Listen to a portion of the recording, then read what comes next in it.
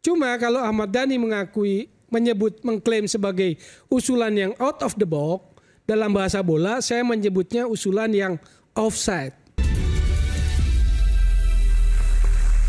Oke, tadi terjadi perdebatan menarik antara Bung Hendar Sam dan Ketua Komnas Perempuan Mbak Andi Entriani. Tapi saya ingin kembali ke substansi yang kemudian tadi disampaikan, yang mungkin seolah-olah secara logika masuk akal.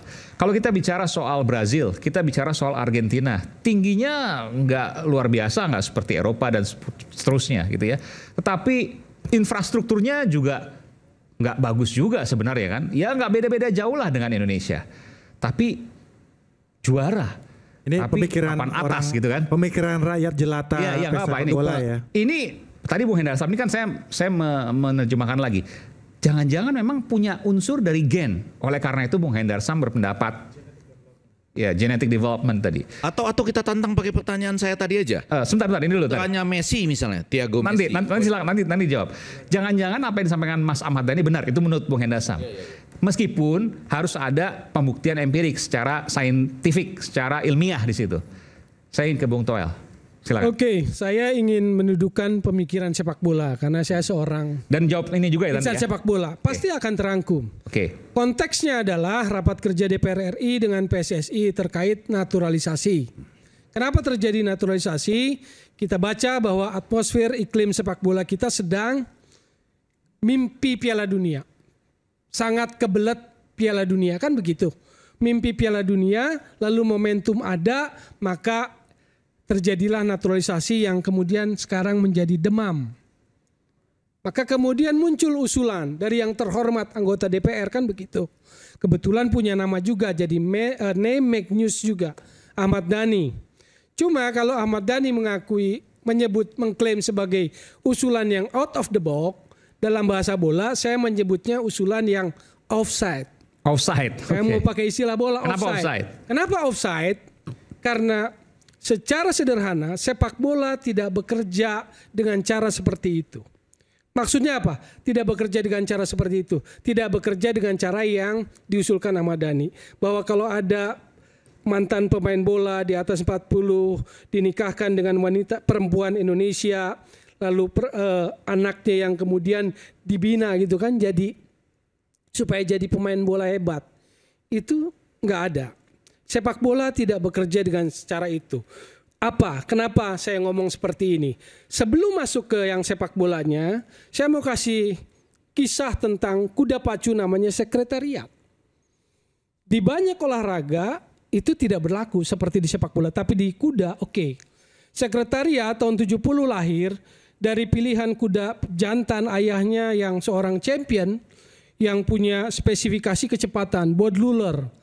Dia dinikahkan dengan induk atau kuda betina yang kuat dalam stamina, jarak jauh, endurance, something royal namanya, ada filmnya juga. Lalu kemudian dilatihlah anak kuda itu namanya sekretariat dan dia menjadi yang sangat fenomenal. Kuda pacu legendaris sampai sekarang karena dia dapat American Triple Crown. Jadi 3 kejuaraan berturut-turut yang sangat berkeras. Ada Kentucky Derby, ada Preakness, ada Belmont. Berturut-turut dan itu nggak pernah ada. Bung Toel, ini sebentar. Ini hewan ya, bukan manusia ya. Makanya. Okay. Itu terjadi. Maka saya tadi ada kalimat bahwa sepak bola tidak bekerja dengan cara seperti itu. Ya. Sepak bola tidak bekerja dengan cara genetis seperti itu. Bahwa kemudian sekretariat setelah juara pensiun dan kemudian menghabiskan sisa hidupnya dengan membuahi kuda-kuda betina, bahkan sampai 600 kuda betina dan beberapa di antaranya juara, itulah yang terjadi di kuda pacu. Tapi di sepak bola caranya nggak seperti itu. Kalau kita bicara genetis, kita langsung aja ke empiriknya. Apakah pemain-pemain besar itu dari genetis ayahnya atau siapanya yang pemain hebat? Kita sebut Pele. Apakah Dodinho adalah pemain hebat? Enggak. Justru Pele memenuhi cita-cita ayahnya. Karena ayahnya menangis begitu berhasil gagal tahun 50 oleh Uruguay di Maracanã. Pele bilang ke ayahnya waktu itu, nanti saya yang bawa juara. Dan kejadian tahun 58. Waktu Pele usia 17.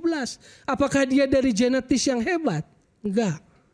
Kita bicara Maradona. Maradona dari genetis yang hebat. Yang sampai harus dikawinin dengan perempuan Argentina kan enggak. Ini kisah nyata dalam sepak bola. Karena sepak bola kenapa indah? Karena dia menjadi arena, menjadi ruang di mana manusia menjadi hebat. Keluar dari kesulitan-kesulitannya. Pele dari kesulitan hidupnya. Maradona, Messi pun sama. Tadi Aiman bilang bahwa ada genetis nih. Brasil tingginya nggak sama, Argentina tingginya sama kita. Mengutip tadi. Messi itu defisit hormon waktu kecilnya. Yang butuh suntikan hormon tiap bulan. Yang orang tuanya nggak sanggup. Karena dia pekerja rendahan di Argentina. Jorge Messi itu nggak sanggup. Tapi dia punya bakat luar biasa, yes. Apakah bakat luar biasa itu dari Jorge Messi? Kan belum. Bukan dari seorang sengaja didatangkan, bukan. Itulah hebatnya sepak bola. Itulah keindahan sepak bola. Lalu Ronaldinho.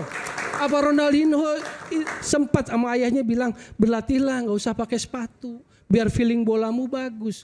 Tapi begitu besar dia tahu bahwa sebetulnya kata Ronaldinho, bapaknya nggak sanggup beliin sepatu. Tapi dia jadi Ronaldinho, jadi hebat. Itulah keindahan sepak bola. Jadi saya bilang tadi, sepak bola tidak bekerja dengan cara seperti itu. Itu dari kalau kita bicara yang besar-besar seperti itu. Balik ke Indonesia, Toel ngawang-ngawang, ngomongnya luar negeri. Kita bicara Sucipto Sintoro, Iswadi Idris, Roni Patina Sarani. Oke. Sekarang pertanyaannya, apakah pemain-pemain besar itu dikawinkan, andaikan dinikahkan dengan perempuan Indonesia melahirkan pemain hebat? Enggak, belum tentu juga. Adakah anak dari pemain hebat yang kemudian jadi hebat? Sulit sekali, jarang sekali. Nanti orang akan bilang, netizen apalagi hater, Bung Toel nggak tahu aja. Ya, saya tahu. Cesare Maldini itu adalah pemain nasional Italia, anaknya lebih hebat.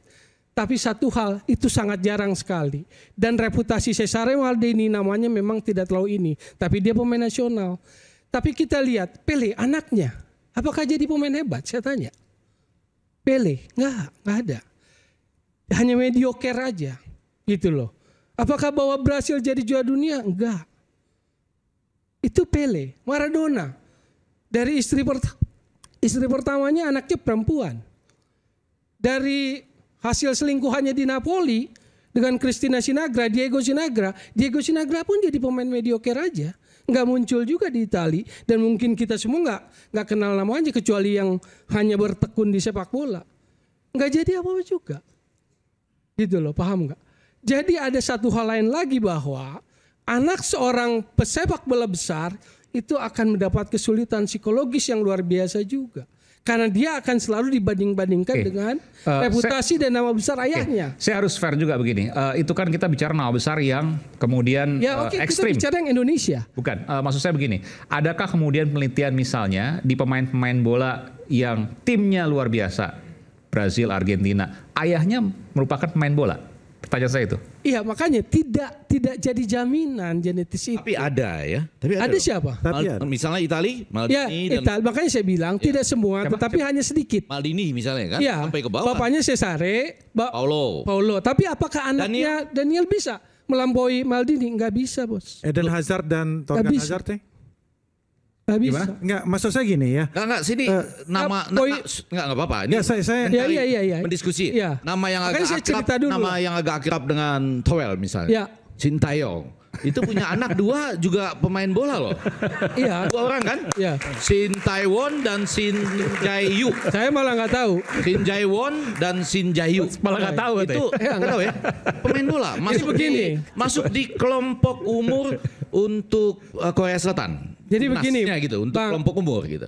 Chief, Profesor, begini. Ya. Jadi kalau seorang sepak bola besar nih, contoh nih ada depan kita lah, Christian Gonzalez. Itu akan jadi kesulitan sendiri buat anaknya. Setuju. Karena bapaknya begitu besar. Ya. Bukan salah, bukan. Tetapi anaknya akan diperbandingkan dengan bapaknya. Iya. Kita mau bicara yang lokal aja ya, kita bicara Sucipto Sintoro, pemain besar kita almarhum. Iswadi Idris, adakah anaknya yang jadi pemain bola? Almarhum Roni Patina Sarani, bapaknya begitu hebat buat Indonesia ini. Ada kan yang jadi pemain bola anaknya enggak? Patrick Kluivert main. Oh, jago. Melampaui reputasi bapaknya enggak? Belum, tapi main kan. Zinedine Zidane, anaknya Enzo. Ada Zinedine Zidane, anaknya Enzo. Enzo Zidane. Melampaui enggak? Enggak. Nah, ada Justin Kluivert lumayan ya yang main di Bournemouth sekarang. Son Heung-min Tottenham itu bapaknya pemain bola. Iya. Ya kan? Lebih jago dari bapaknya. Shane Kluivert yang juga main di kelompok umur untuk Belanda gitu. Jadi kalau bapaknya jago seperti yang seolah-olah disodorkan untuk menikahi itu kalau perempuan itu, Indonesia, itu gak jabin. Kalau itu saya soal setuju. genetis tadi. Jadi saya mau bilang Bung Toel. Gini loh, sebentar. Messi kalau dilahirkan di sini dan besar di sekolah situ belum tentu jadi Messi. Enggak gini, maksud saya ini kita terlalu Evan Dimas, kita terlalu hanyut dengan perbandingan tersebut. Bukan, saya mau bicara dalam konteks bolanya. Ya enggak, Evan bukan Dimas konteks bola. Ini kalau lahir di Spanyol, Luis Milla yang ngomong. coba nanti bisa itu akan main di La Liga. Evan Dimas. Kalau yang tahu bakatnya Evan Dimas. Ini kalau Evan Dimas. Jadi di luar genetis seperti yang Aiman tadi sampaikan, apa yang penting dalam sepak bola?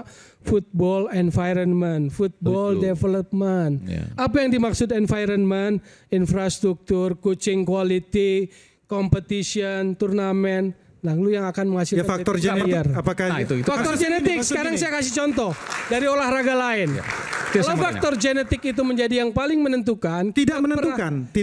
Tapi makanya, salah satu faktor. Makanya itu tidak menjadi ini. Kita pernah punya pasangan medali emas Olimpiade Barcelona 92, Alan Budi Kusuma dan Susi Susanti. Ini saya agak takut. Kalau itu menjadi sangat genetik, berarti saya agak takut dari ngomong. Ini sebenarnya sebenarnya begini, jangan sampai nanti masyarakat bias. Ya, bias karena makanya karena komunikasinya Ahmad Dhani yang mungkin kurang tepat, lalu kemudian diartikan berbeda. Bahasa naturalisasi, padahal jangan kebablasan. Ada genetik yang kemudian memang berpengaruh pada permainan bola. Jadi gini. Kalau rumusan itu yang kita harus luruskan. Kita harus jernihkan dulu itu. Betul. Bahkan Messi lahir di Indonesia, apakah akan jadi Messi? Komunikasi antara Ahmad Dhani dengan substansinya. Apakah Messi lahir di Indonesia akan jadi Messi? Dibesarkan di iklim sepak bola Indonesia.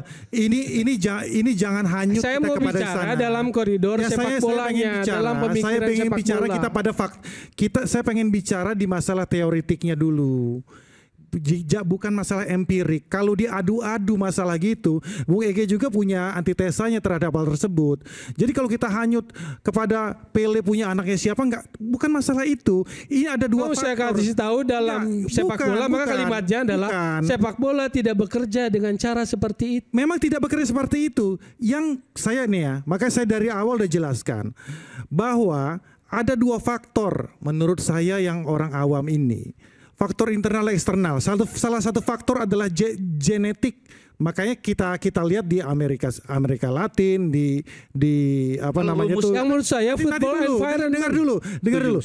Di Amerika Latin, di rumusnya 4. Tapi saya sampai di situ saja. Sampai ketika itu di apa nama itu diajawantakan oleh Ahmad Dhani harus kawin dengan ini, harus kawin itu, saya tidak. Kenapa Brasil yang 5 kali juara Piala Dunia tidak punya pikiran bahwa kita berharap naturalisasi mantan pebulu tangkis Indonesia untuk menikahi wanita Brasil sehingga kita punya juara dunia bulu tangkis. Kan nggak gitu juga orang Brasil. Tapi saya mau balik, unsurnya itu 4 kalau menurut saya ya. Genotip ditambah environment dan development sama dengan fenotip. Apakah itu nanti kita akan saat lagi tetaplah bersama kami di juara Olimpiade lahirnya